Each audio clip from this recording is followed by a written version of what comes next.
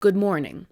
Today I'm going to be talking to you all about something I like actually, Marvel Rivals. Now a lot of you see all the negative videos that I post out about Marvel, and you ask me the question, okay, why don't you just give up on talking about Marvel? Like I gave up a long time ago. Why would you be a fan of the MCU still? Well, the truth is I am no longer a fan of the MCU in terms of what it's become. I will always like the Infinity Saga. I will always love Winter Soldier, Infinity War, The Avengers, some of my favorite movies of all time. The Avengers is my favorite movie of all time, actually. I will always love those films. But as you see me rage ranting about MCU films and what they have become, you have to understand my fandom for the Marvel Universe still exists, and I still am finding things that I enjoy about the Marvel Universe. Now notice that I am differentiating Marvel Universe from MCU. In fact, just now, I am almost done reading The Mutant Massacre. See that? I am almost done reading it. There's a lot of old comic books, particularly X-Men, that I am just enjoying, and even more recent ones I am honestly enjoying more than the MCU. Now, but apart from that, I also really enjoy Marvel Rivals. What is Marvel Rivals? Well, it's an online game where you play as Marvel characters and you fight each other. You get your team from other players around the world, and you're either trying to capture these areas and capture mission areas, or get a convoy to the other side and stop the other team from doing that. That's basically the way you play the game. And each character has its own individual power set that you have to learn that is, unique to what those characters' powers are in the comics and the source material. But I'm not going to spend this video talking so much about gameplay. I really love the gameplay. The only criticism I have is the matchmaking system, because sometimes, no matter what skill level you are at playing the game, sometimes they will put you on a team where everybody else doesn't know what they're doing and you're on a losing streak. Sometimes they will put you against a team that is just completely out of your league with pro gamers. Yeah, that is my only problem with the game, is the matchmaking system. Sometimes it will just put you on such a losing streak. It feels like no matter what you do, you will continuously lose. And I'm not a bad player anymore. When I started out, I was a bad player. In fact, I got people yelling at me in the chat, telling me to log off. I was such a bad player. I've never played this type of game before where it's online and this kind of format, so I had to learn it. But I've become a better player now, and I got MVP 4 times on the game. Anyway, but we're not going to talk so much about gameplay other than to say, yeah, I really enjoy it. There are always some aspects of games that could be done better. But what I really enjoy about Marvel Rivals is being in the universe, the Marvel universe that I love with the characters that I love. What do I mean by that? Well, Marvel Rivals is very focused on its characters. Once again, setting up every character as an individual power set that you have to learn that really understands that character. But also, the characterization is a big part of the game, because the characters will interact with each other, have these little moments where they're talking to each other and their personalities really come out, and that's what makes it so fun. And there is where I want to talk about the comparison here. Why do I love Marvel Rivals while I hate the current MCU? Well, here's an example of characterization. In the MCU, for a long time, we haven't seen the Hulk. We haven't seen the Hulk. Not in Endgame, not in Infinity War, not in Thor Ragnarok. I would argue maybe we haven't even seen the Hulk since the Avengers. What we've seen instead is Mark Ruffalo calling himself the Hulk. For a long time now, like Mark Ruffalo, when he started in the MCU, he gave one of the best performances out of anyone in the Avengers, and it was the best depiction that we had seen of Bruce Banner to date, where he had all of his personality and nuances on display. He did kind of have a little bit more of a cynical attitude in there, but you could see where he cared about people as well. He was just more resigned to his fate, and he was an insanely smart character, and that was Mark Ruffalo playing a character who wasn't like him. But as the movies went on, more and more Mark Ruffalo just turned Bruce Banner into himself, and he just turned him into this very, very emasculated, emotional character who's really goofy, doesn't know his place. You wouldn't believe that Bruce Banner is this genius scientist with, 17 PhDs? They even let Shuri upstage him in Infinity War.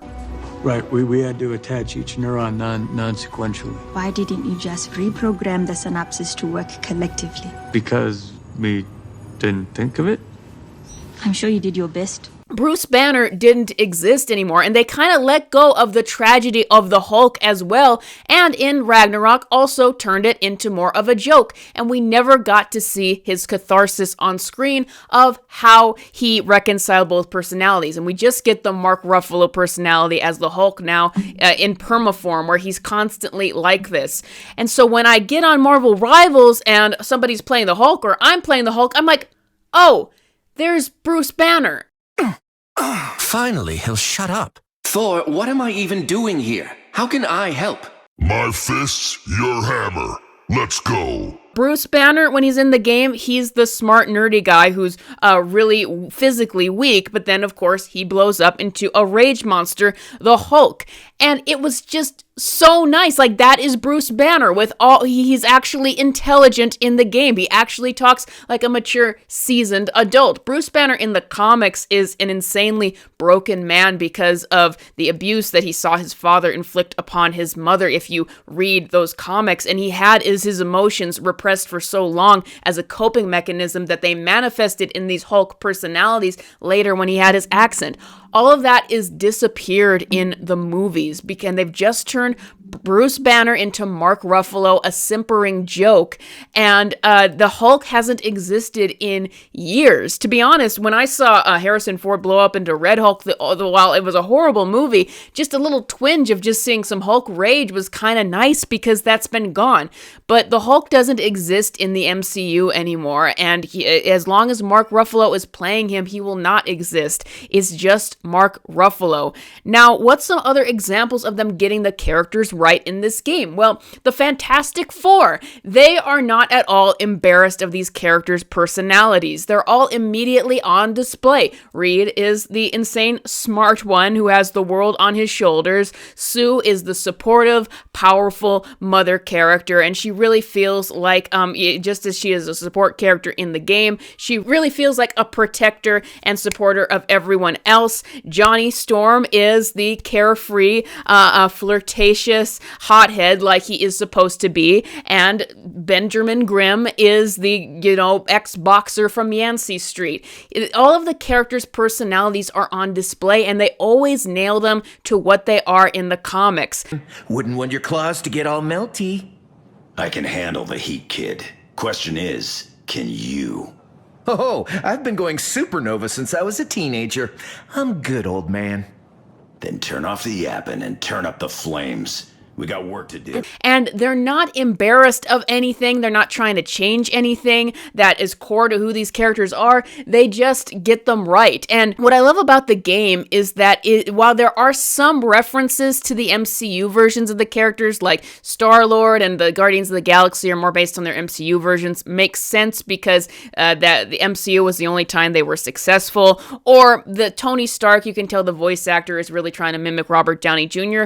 But other than things like that, the game overall favors referencing comic book lore in terms of what has happened and who these characters are over the MCU, like Storm being married to Black Panther, or the, love triangle, or not love triangle, but just Namor trying to hit on Sue Storm and her not having it. And that is a change that I do like. They make it that Sue is not at all reciprocating of Namor's affection, but it does provide for a lot of funny interactions. Or Wanda is Wanda in the game, and they do continuously mention something terrible that she did in her past, but as you watch the game, you realize they are not referencing Doctor Strange 2, they are referencing House of M, because this game wants to reference the comics more than it wants to reference the movies at all. And they even, make little changes here and there to things that people didn't like from the comics. So they make changes where they are smart, or Krakoa is more of an inviting place here than it was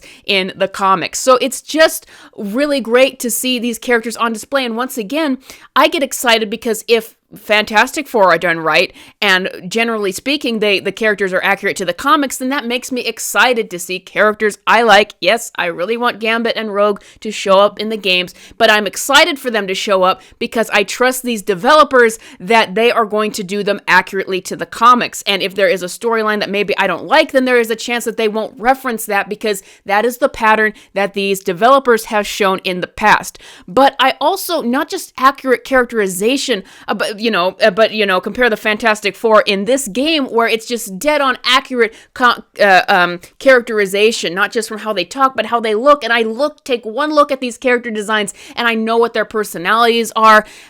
It's just the complete opposite from the MCU, where I'm not like, apparently Johnny Storm is going to be a melancholy, they say, in the Fantastic Four movie, and like that, and I can get that from Joseph Quinn's demeanor. He hasn't even cracked a smile once in the trailers, and that is not Johnny Storm. Pedro Pascal will never be Mr. Fantastic. He does not come off as the smartest man in the world at all. He is just too subdued and submissive to be convincing as Reed Richards, and he doesn't even look like the character.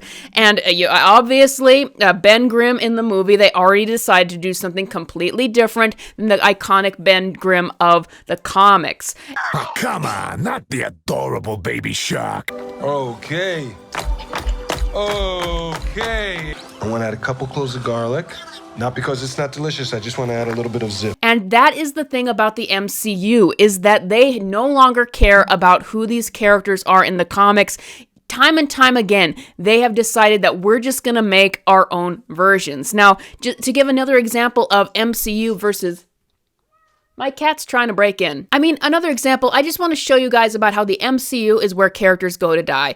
I have my problem with the Gambit and Rogue storyline from X-Men 97, but I will say Gambit was a certain way in that show. He was taken seriously. But recently they came out with this TVA comic, and Gambit was just made into a joke.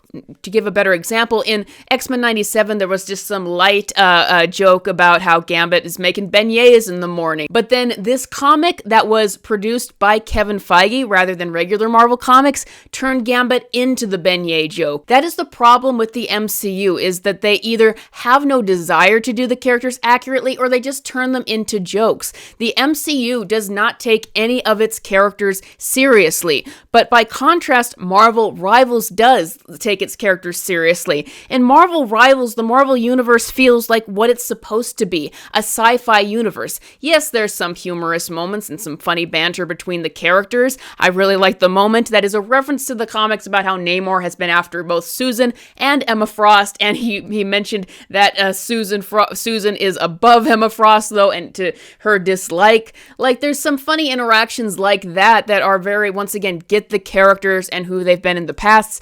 But overall, it's a game that takes itself seriously and it feels intense and exciting. And that is the tone that got me into this Marvel universe in the beginning, back with movies like The Avengers. But that's not the overall tone of the MCU anymore. Everything is a joke. Everything is taken lightheartedly. And nothing is taken seriously anymore. And I guess from Kevin Feige's perspective, like, he just has decided that he doesn't care about the comics anymore, doesn't care about the source material. I guess they just decide that, hey, we're so successful with what we've done with these characters that we can just go our own way now and not care about who these are. But the problem is, there's a reason why these characters from Marvel Comics are so iconic. They have these very bright, distinct personalities, from comic book accurate Thing and Johnny Storm, or Emma Frost, who the games, while I think her design is just a bit too bulky, I understand why they did it. She's a Vanguard, but they got her personality right and how vain she is, and how that can be humorous in of itself, not MCU kind of way, but just from her interactions from the other characters. They got her personality absolutely right, and that is exciting to see. But the MCU would subdue all these characters. For example, another aspect that has drawn a lot of conversation about Marvel Rivals is that it is not afraid to have sexy female characters and male characters, I will say. But there's a whole controversy around that. And for me personally, in my beliefs, like, I don't need characters to be sexualized, but at the same time, I'm just so tired of how sterile American media has become and how afraid we are of everything and how we don't even bother to make our actors and actresses look good anymore, that I welcome the freedom that this game has. This game is made from China. It's an import in. That's why they get away with all this stuff. And I just am relieved at this game just being itself and not listening to the criticism from people online and allowing the characters to be themselves. Like, Susan Storm should be a very attractive character, or Emma Frost. It is actually a huge part of her character from the beginning in the comics that she is very sexualized. She, in the comics, if you know her story, actually isn't supposed to look gorgeous. She actually started off very ugly. She got cosmetic surgery. She used that to get ahead in life after she was brushed aside. It is actually very core to who she is as a character and how her personality developed. And so, once again, I just love how all of that is embraced and all of the characters can be themselves. So the difference between Marvel Rivals and the MCU, Marvel Rivals is an import from China where they don't have the silly rules that we have here in America. They can they respect the characters from the source material. They embrace their very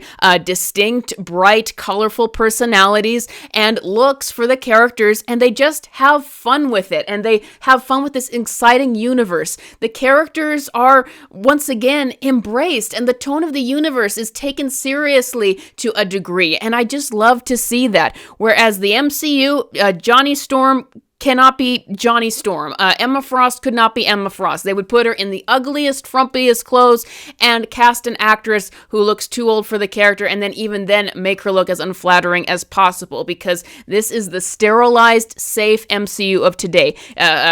Johnny Storm needs to frown at the camera constantly and be a melancholy, even though that's not what his character is supposed to be. Pedro Pascal has to play Reed Richards. Bruce Banner cannot be a super intelligent man who's repressed his emotions and has it manifest in a rage monster. He has to just be Mark Ruffalo. None of the stories are taken seriously in the MCU. Truly, it is just this sterile, boring universe that thinks it knows better than its source material when it doesn't. And like, that's what's keeping my fandom of the Marvel universe up. Things like Marvel Rivals, things like the source material in the actual comics. But the MCU has strayed way too far from that. It used to be accurate to the source material. My sister was just reading the Winter Soldier actual comic and was surprised at just how accurate it was to the Winter Soldier movie. But they have long abandoned that, and they have been foolish in thinking that they know better than the source material, and it's costing them, because everyone loves Marvel Rivals now. It's a huge, successful game. Forget all the haters who maybe attack the female characters for being too attractive looking or too sexualized or whatever. At this point, I just welcome a game that is an import from another country that doesn't have the stupid sterilization rules that we do, and that is unafraid of these characters actually having personalities and distinct looks. It is a massively successful game, and it's encouraging people to be more fans of the MCU. Not the MCU. It's encouraging there to be more fans of the Marvel Universe, and even encouraging people to look up the comics. I saw more interest in Fantastic Four comics coming from this game and these renditions of the characters than I've ever seen from anything. Certainly not the MCU versions with that just visually boring, awful cast that no one is excited for. If only American media would finally brush off the shackles of this stupid idea that there's some sort of culture that doesn't exist that they need to please, and they would just have people so excited and ripe for the audiences ripe for the reaping, their money ready, if they would just do accurate versions of these characters that are exciting and distinct, rather than this sanitized, sterilized universe that they have. And I think that there is just so much money to be made there, but the MCU is foolishly avoiding it and only trying to capitalize on nostalgia points with Avengers Doomsday. But yes,